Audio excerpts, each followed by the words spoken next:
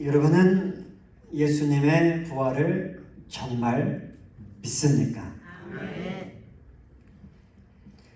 정말 믿음이 좋으십니다. 우리 예수님께서 십자가 지시기 전에 제자들과 함께 지내시면서 3년 동안에 3번에 걸쳐서 예수님이 고난받고 십자가에 죽고 부활하실 것을 말씀하셨어요. 근데 그 말씀을 하셨을 때 제자들이 그 말씀을 하나도 믿지 않았어요. 한 사람도 예수님 부활할 것을 믿지 않았어요. 믿지 않았다라는 말보다 그게 무슨 말인지를 이해를 못했어요. 예수님같이 능력 많으신 분, 질병을 다 고치시고 죽은 자까지 살리시는 분이 고난받고 십자가에 죽는다? 이해가 안 가는 거죠. 도의가 안 가는 것은 죽은 자가 살아난다? 이게 이해가 안 가는 거예요. 그러니까 믿을 수가 없었던 거죠. 그래서 예수님께서 부활하신 날, 죽으시고 부활하신 3일째 부활하신 날 막달라 마리아를 포함한 여자들이 이제 무덤에 가잖아, 향품을 가지고. 근데 여자들도 예수님을 정말 사랑했던 그 막달라 마리아 여자들도 믿지 않았어요. 그러니까 부활할 것을 생각도 못했던 거죠. 그래서 향품을 가지고 시체에 바르려고 갔는데 무덤문이 열려있고 무덤에 비어있는 거예요. 그때 이제 그곳에 있던 천사들을 통해서 예수님이 부활하셨다라는 소식을 듣게 되잖아요. 그리고 이제 이 여자들이 너무 기뻐가지고 제자들에게 달려가서 예수님이 정말 부활하셨습니다 라고 전해주죠. 그러면 제자들이 그 소식을 듣고 믿었을까 안 믿었을까요? 그래도 안 믿었어요. 여자들이 하는 소리가 헛된 소리라고, 말도 안 되는 소리 하지 말라고 그냥 치부해버렸어요. 그런데 얼마 안 있어서 예수님께서 제자들이 있는 곳에 나타나시죠. 부활하신 몸으로. 그리고 부활하신 예수님을 목격하고 그 자리에 없던 도마에게, 야 도마야, 우리가 부활하신 예수를 봤어, 만났어. 그러니까 도마가 정말 그래? 할렐루야 하면서 믿었을까 안 믿었을까요? 도마도 심지어 자기와 함께 생활하던 제자들이 부활하실 줄 봤다라고 이야기하는데도 안 믿어요. 내 손가락을 예수님의 못자국 옆구리에 넣어봐야 그래야 내가 믿겠다라고 얘기하죠.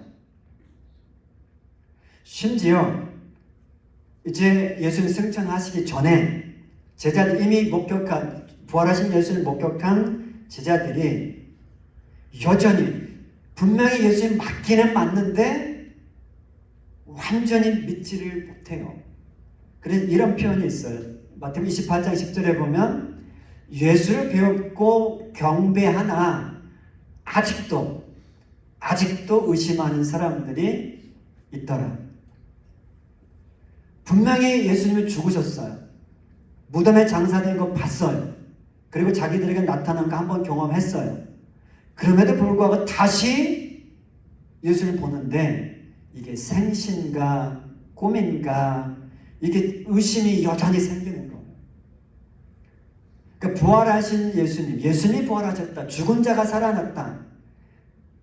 이게 정말 믿기가 어려웠다라는 거예요. 분명히 자기들 눈으로 예수님 죽은 걸 봤기 때문에, 그리고 무덤에 장사된 걸 봤기 때문에. 근데 어떻게 죽어 장사된 자가 살아나냐 그 말이죠. 그럼에도 불구하고 이제 예수님은 정말로 살아나셨고 부활하셨고 제자들에게 나타나셨고, 이제 제자들 앞에 서셔서 이제는 그들에게 승천하시기 전에 지상 명령을 주시죠. 너는 온 땅으로 가서 모든 제자들, 온 족속으로 제자를 삼으라. 이 명령까지 주시죠. 부활하신 주님을 보고도 믿기가 엄청나게 힘든데, 부활하신 주님을 보지도 못한 채 예수님이 부활하셨다라는 것을 믿는 것은 정말 기적 중에 기적입니다. 여러분들 지금 우리가 오늘 이곳에 와서 예수님 부활하셨다고 찬양하고 부활하신 주님께 감사하고 있어요. 예배하고 있어요. 이게 작은 사건이 아닙니다. 여러분 중에 부활하신 주님 본 사람 있어요? 꿈에서 본 분은 계실지 모르겠지만 제자들처럼 실제로 자기들 앞에 나타난 예수님 본 적 없잖아요. 그런데 부활하신 주님을 확실하게 믿으시잖아요. 믿으시죠? 아멘. 기적이에요, 기적. 보고도 못 믿는데 우리를 보지도 않고 믿는다라는 거죠. 오늘 우리가 고린도전서 말씀을 읽었는데 초대교회 고린도 교회 안에도 부활하신 예수님 믿지 않는 자들이 꽤 있었던 것 같아요. 사도 바울은 부활하신 예수를 만난 사람이에요. 그리고 부활하신 예수를 만나서 정말 부활이 사실이라고 증거하는데 그 증거를 듣고도 여전히 어떻게 죽은 자가 살아나냐라고 하는 사람들이 고린도 교회에 있었던 거예요. 그래서 사도 바울이 오늘 말씀을 통해서 정말 부활이 사실이라고, 그리고 너희들도 언젠가 부활하게 될 거라고 말씀해 주는 겁니다. 오늘 말씀에 보라 내가 너희에게 비밀을 말하노니 우리가 다 잠잘 것이 아니요 마지막 나팔에 순식간에 호련히 변화되리니 나팔 소리가 나면 죽은 자들이 썩지 아니할 것으로 다시 살아나고 우리도 변화되리라. 우리도 변화될 것이라. 우리도 부활의 몸을 입게 될 것이라고 사도 바울이 다시 한번 강조해서 말하는 겁니다. 예수님만 부활하신 것이 아니고 예수님은 부활의 첫 열매시고 예수님이 부활하셨다면 예수 믿는 너희들도 나도 여러분들도 앞으로 부활하게 될 것이라고 말씀하고 있는 겁니다. 아멘. 할렐루야. 아멘. 마지막 나팔, 이 마지막 나팔이 언제 불릴까? 우리가 마라나타 찬양을 했습니다. 마라나타 주 예수여 어서 오시옵소서 그 뜻입니다.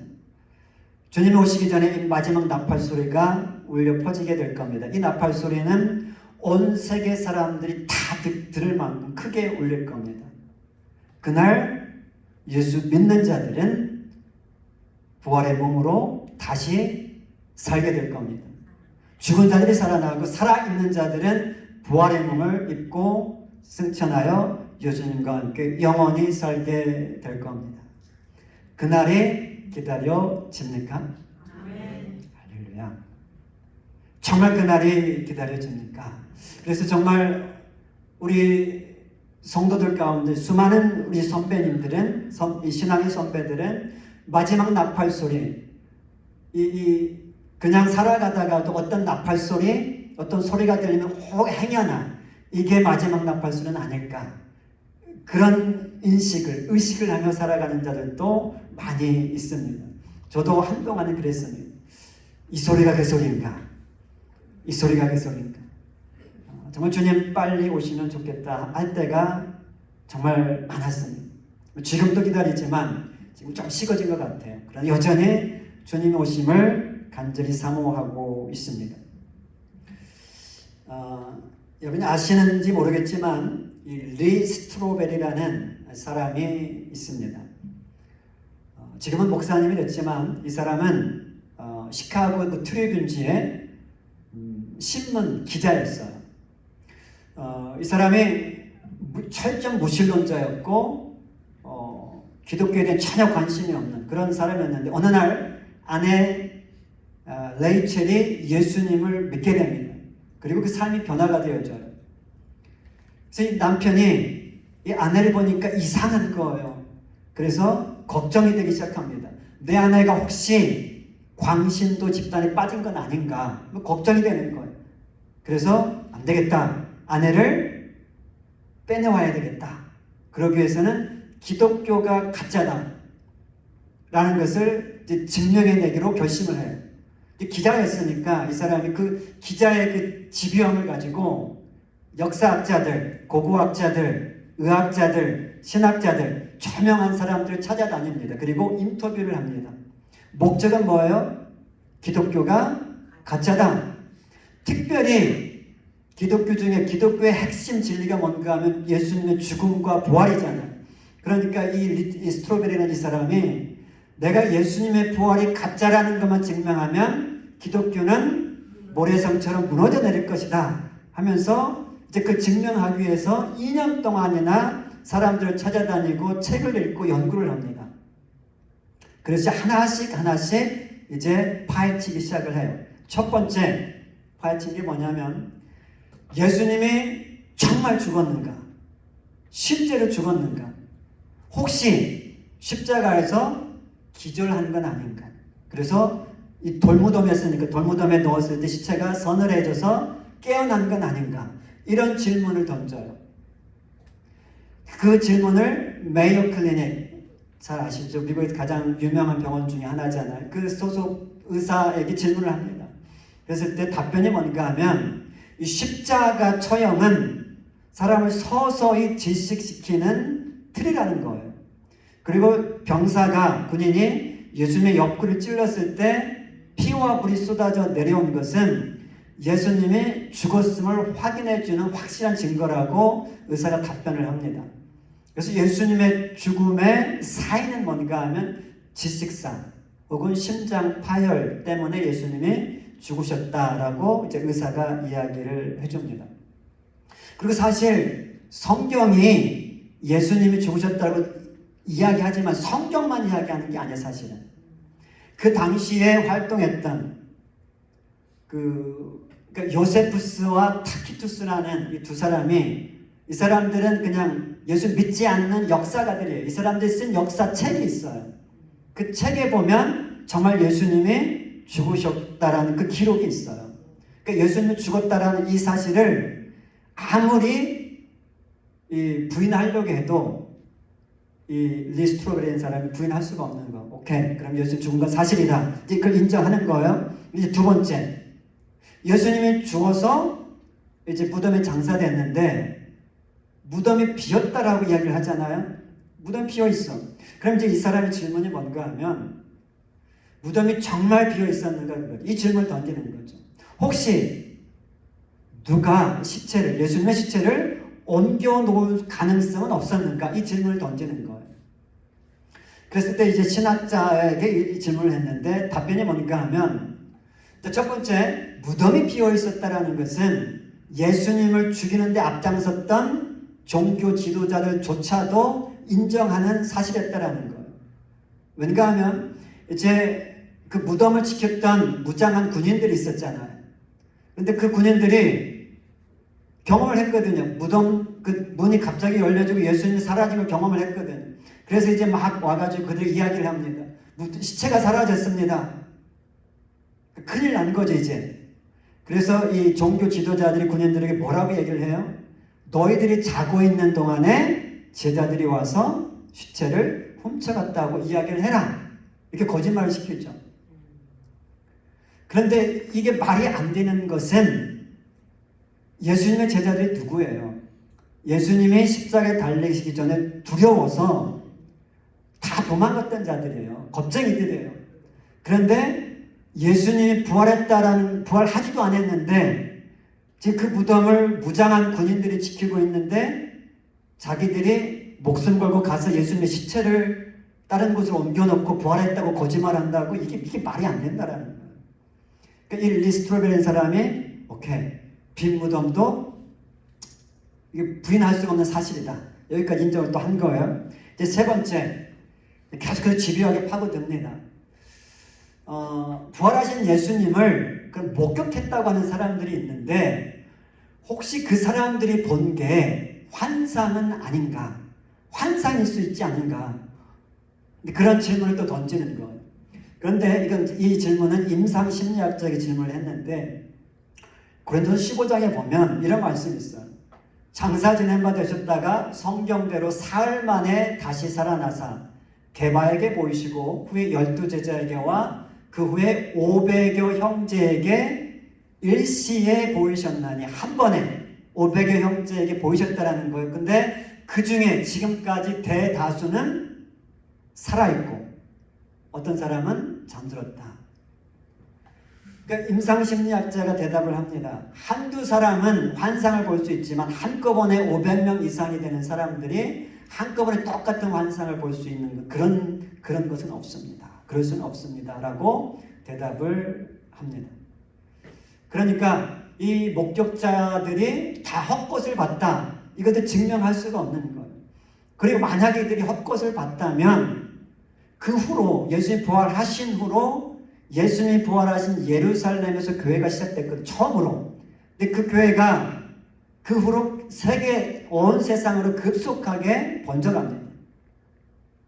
예수님이 부활하지도 않았는데 거짓말을 이야기하고 있는데 거짓말을 믿는 사람들이 온 세상에 급속도로 많아졌다. 교회가 온 세상에 확산됐다. 오늘 여기까지 우리까지 교회가 세워지게 됐다. 이게 말이 안 된다라는 거예요. 그래서 이 리스트로벨이라는 사람은 또다시 목격자들이 봤다라는 거 이것도 부인할 수가 없는 사실이구나 또 인정하게 돼요.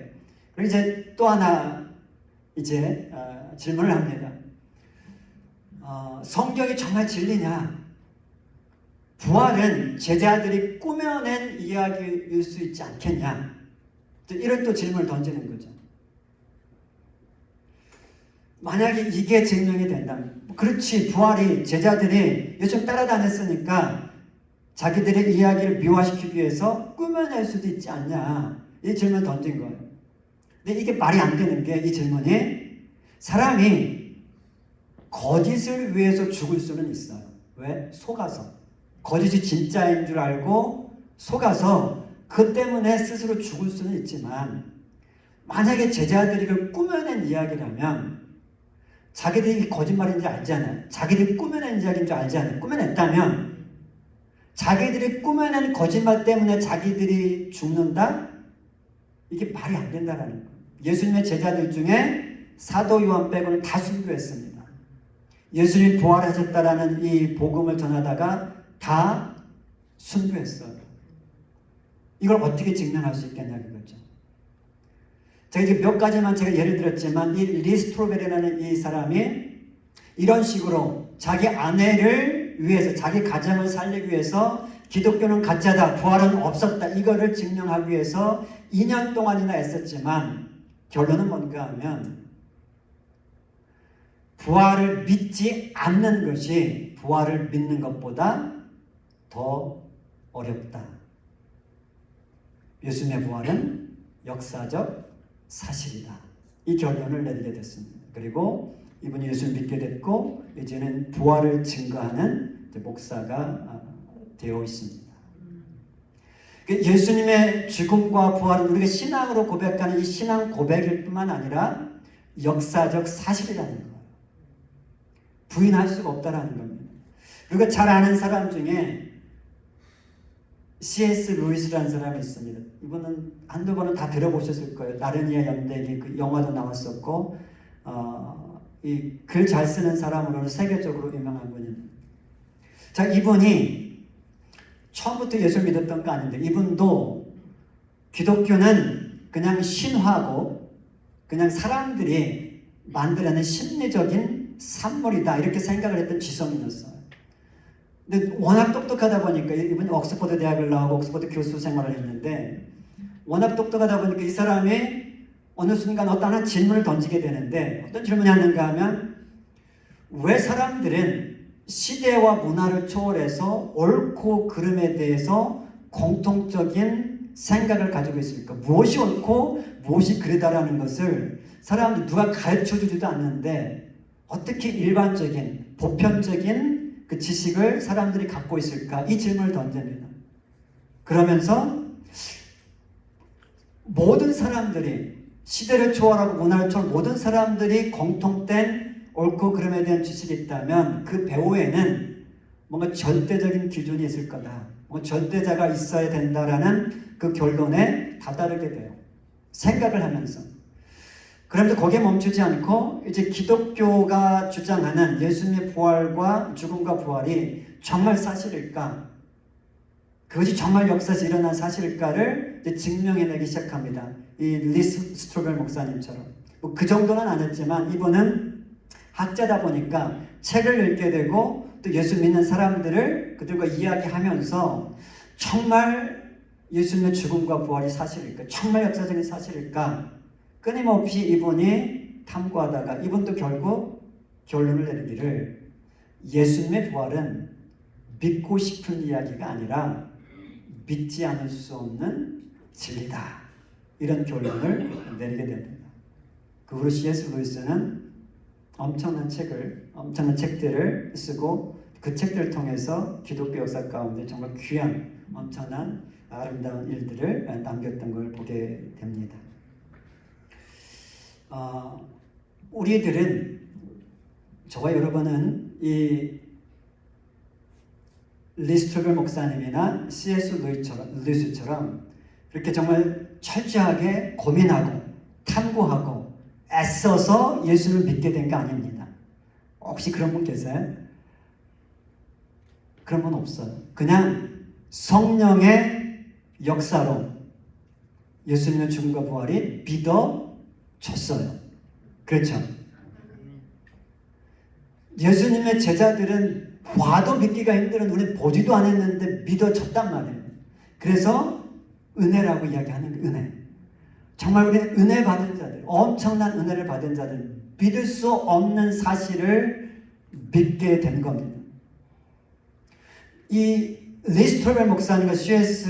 루이스는 철저하게 고민하고 탐구했기 때문에 부활에 대한 의심 하겠습니까? 안 하겠습니까? 이들은 평생 의심하지 않을 겁니다. 왜? 자기들이 끊임없이 탐구하고 연구한 결과 내린 결론이 예수님의 죽음과 부활은 사실이다. 이 결론을 내렸기 때문에 이들은 부활 절대 의심하지 않습니다.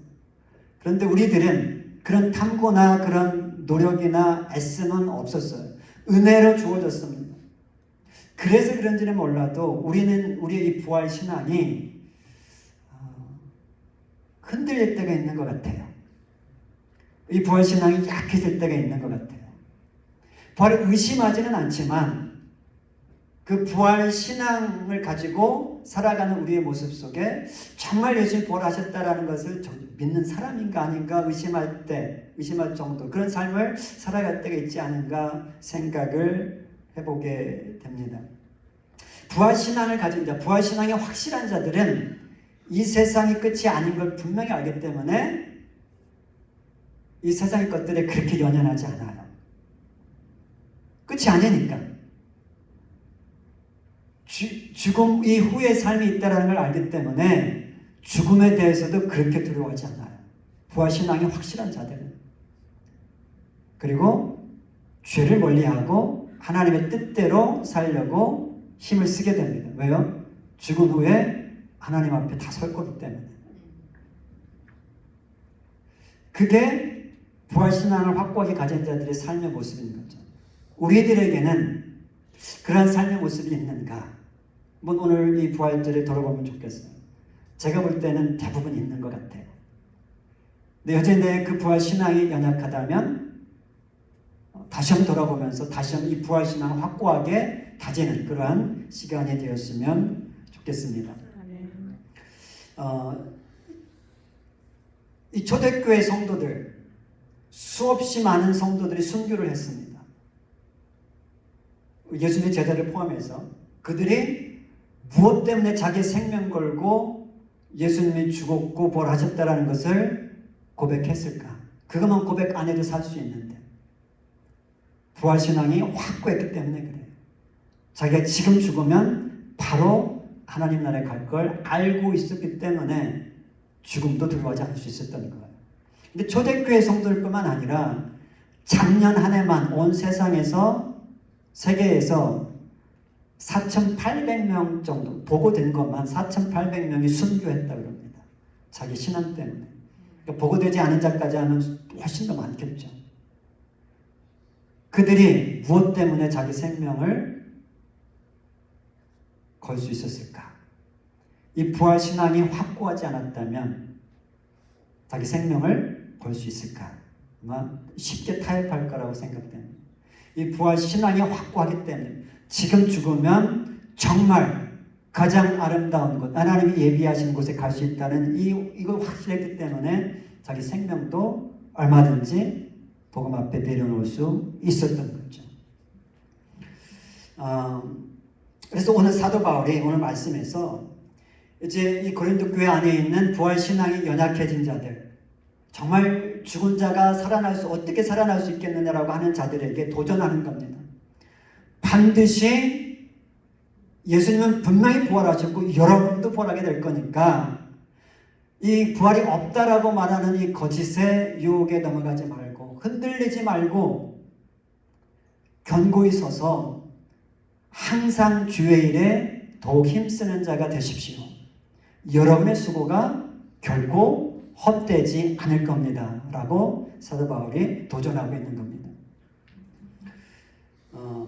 뉴욕 의대가 유명하죠. 뉴욕 의대에 그 국제연구팀이 있습니다. 거기서 연구한 것들 중에 하나가 뭔가 하면 심정지, 영어로 cardiac arrest라고 그러죠. 그 심장이 멈춘 겁니다. 죽은 겁니다. 근데 죽었다가 살아난 사람들, 그 심장이 멈췄다가 살아난 사람들의 비율이 그렇게 높지는 않다고 그래요. 저도 병원에서 셰플을 하면서 이 카디악 어레스트 한 사람을 정말 많이 봤어요. 매일 봤습니다. 매일. 근데 그 심폐소생술을 해가지고 살아난 사람들도 있지만 거의 다 대부분 죽습니다. 근데 어쨌든 살아난 사람들이 꽤 많이 있어요. 그래도. 근데 살아난 사람들, 심정지가 됐다가 살아난 사람들의 10%에서 20%는 특별한 경험을 한다는 보고를 했습니다. 죽었다가 거의 살아난 것 같은 그 임사체험이라고 그러죠. Near Death Experience라고 그러는데 의사들은 죽었다고 이야기하면 심장이 멈췄으니까. 근데 그 멈추는 그 순간에 이 사람들, 10%에서 20% 되는 사람이 특별한 경험이 뭔가 하면 자기가 자기 몸에서 빠져나가서 자기 몸을 관찰하는 그런 경험을 했다고 그럽니다. 그리고 어떤 사람들은 끝없는 어두운 터널을 통과해서 빛 대신 어떤 사람, 빛과 같은 어떤 사람을 만났다라는 그런 이야기를 하는 사람들도 있다고 합니다. 그리고 정말 형용할 수 없이 타채타고 사랑에 많은 어떤 분에 의해서 이렇게 안겨지는 그런 경험을 한 사람도 있다고 그러고요. 또 어떤 사람들은 정말 두렵고 떨리는 그 어둠, 지옥 같은 것을 경험했다고 하는 사람들도 있습니다.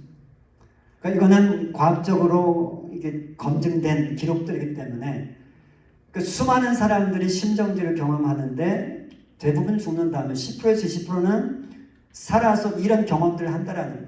이런 경험도 중요하지만 더 중요한 건 뭔가 하면 이 사람들이 죽었다가 이제 살아나서 하는 이들의 삶이 이들의 삶의 태도, 삶의 방향이 완전히 달라진다는 겁니다.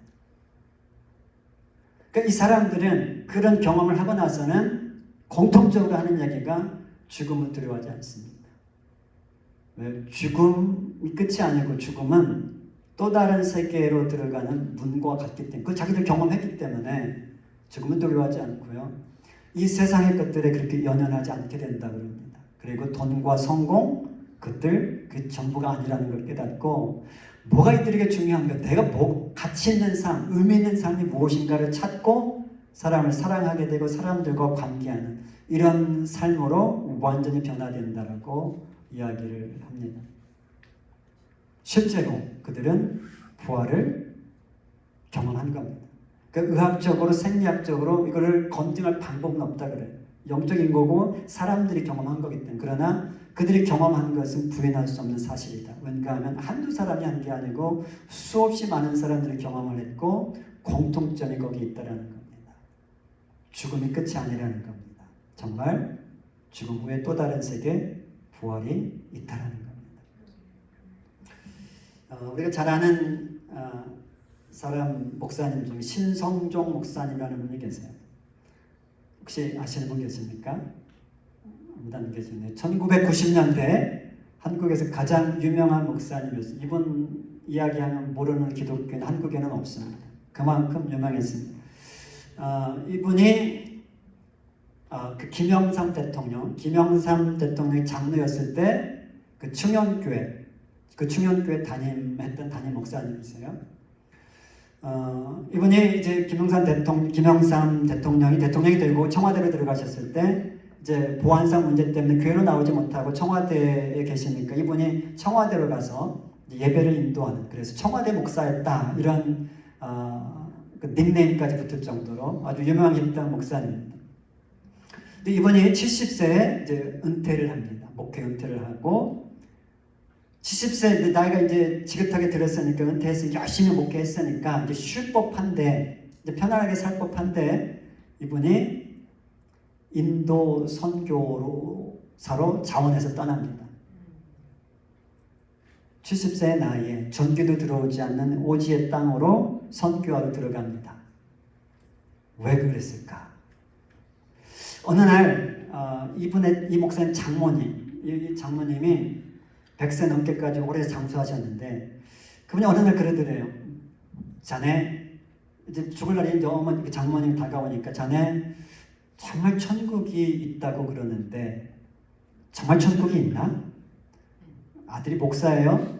아니 그 사회가. 그리고 그 장모님은 평생 교회를 정말 열심히 섬겨온 분. 성경이 너무 알고 싶어서 70세에 신학교를 들어갔다고 그래요. 그런 열심히 있었던 분이 죽음을 앞두고 정말 천국이 있나 이렇게 묻는 거예요. 그러면서 내가 죽으면 정말 천국에 갈 수 있을까? 이 질문을 사위한테 하더랍니다. 근데 이분은 훌륭한 목사님이시기도 했지만 신학자예요. 신학적으로 아주 박식한 분, 또 소문난 분이. 그래서 신학교에서 교수 생활까지 했던 분이세요. 그러니까 얼마만큼 많이 신학적으로 저걸 설명할 수 있겠어요. 죽음과 부활에 대해서.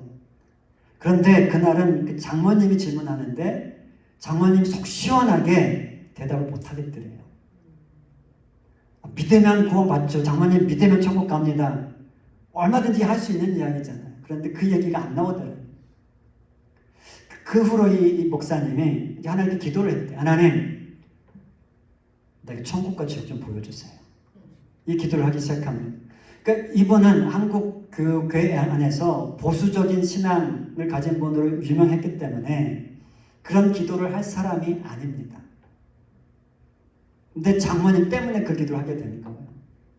그래서 이제 하나님께 천국과 지옥을 보여주셔서 내가 확실하게 장모님께 이야기할 수 있도록 해주세요 하는데 응답이 잘 오지가 않는 거. 오랫동안 기도했대. 금식도 하고 거의 포기했대. 이제 안 되는 것보다 포기하는 날 저녁에 꿈을 꿨습니다. 그게 천국과 지옥을 보는 꿈입니다. 그리고 그날부터 8일 동안 연달아서 천국과 지옥을 보고 책을 썼습니다. 그 책이 내가 본 천국과 지옥이라는 책입니다. 그러니까 이분이 신성종 목사님이 천국과 지옥을 자기가 봤다라고 이야기하는 것은 자기 명예를 어떻게 보면은 내려놓는 것과 같습니다. 목사가 돼서 어떻게 그런 얘기를 할 수 있느냐 이런 원명을 쓸 수도 있는 이야기입니다. 그런데 자기가 확실하게 봤기 때문에 본 것을 이야기하지 않을 수 없다 해가지고 책으로 기록했는데 그 이야기를 보면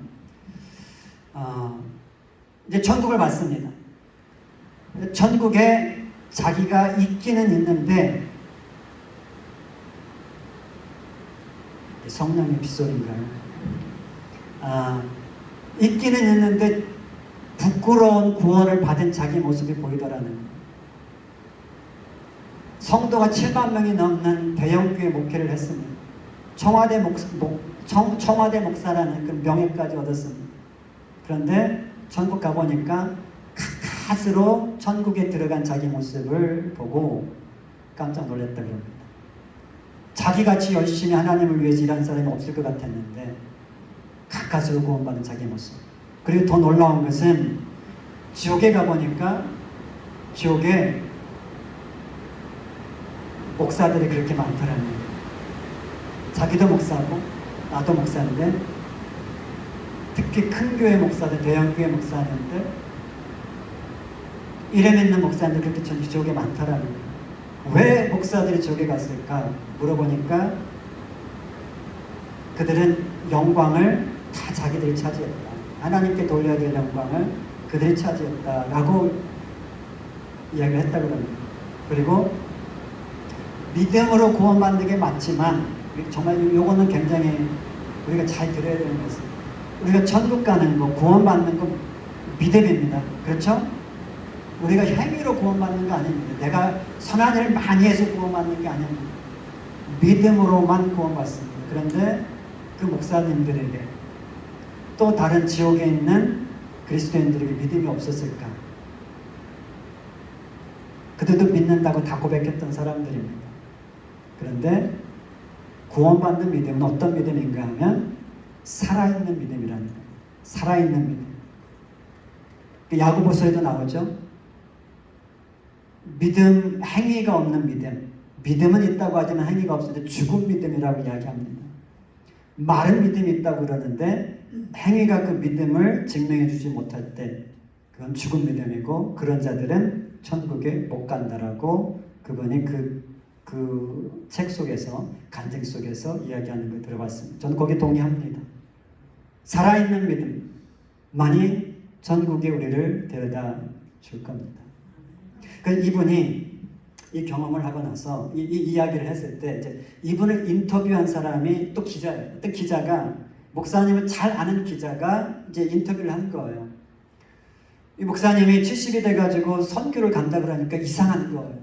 그리고 요즘 이제 그 인터뷰가 있을 때 목사님이 천국과 지옥을 봤다 그러는데 목사님이 그런 이야기 할 분이 아닌데 이상한 이야기를 하니까 이 기자가 호기심이 생겨서 인터뷰를 한 거예요. 목사님을 놓고 목사님 정말 보셨어요?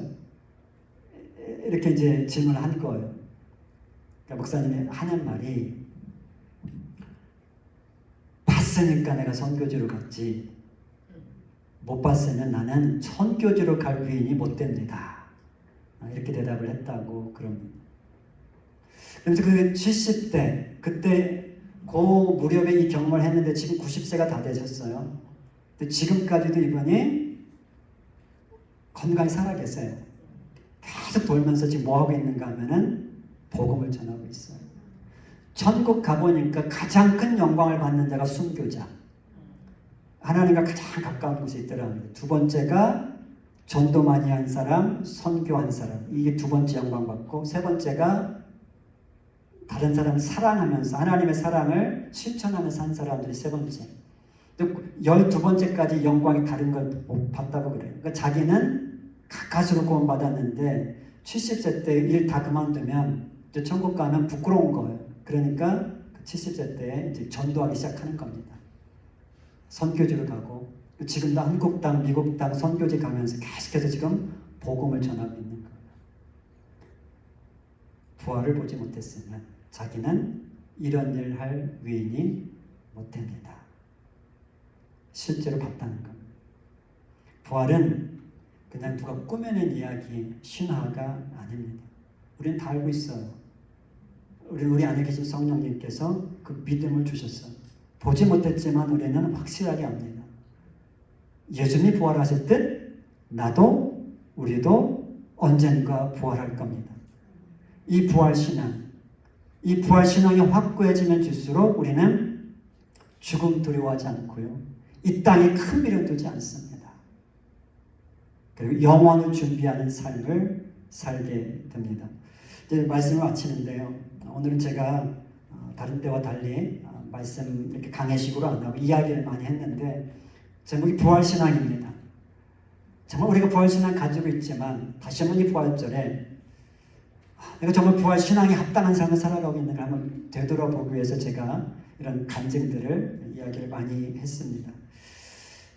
정말 우리가 부활을 믿는다면 부활신앙을 가지고 있다면 영원을 준비하는 삶을 살아가야 됩니다. 오늘 사도 바울이 이렇게 이야기해 줍니다. 이 부활신앙을 약하게 하려고 하는 유혹들이 많이 옵니다. 세상의 유혹들이 많습니다.